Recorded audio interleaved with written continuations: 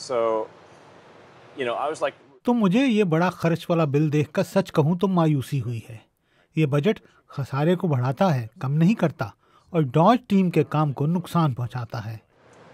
मैंने तो सोचा था कि जब ये बड़ा खूबसूरत बिल आया, मेरा मतलब है डॉज पर उन्होंने जो कुछ भी किया वो पहले ही साल में खत्म हो जाएगा। मेरे ख्याल में एक बिल बड़ा हो सकता है या खूबसूरत हो सकता है, लेकिन मुझे नहीं लगता कि ये दोनों हो सकते हैं। ये मेरी जाती राय है।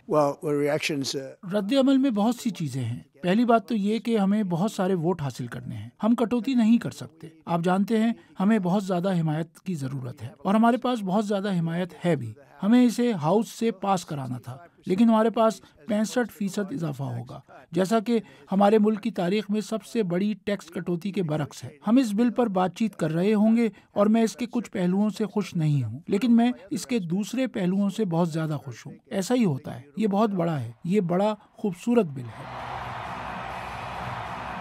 मस्क ने यह भी ऐलान किया कि वो ट्रंप इंतजामिया छोड़ रहे हैं।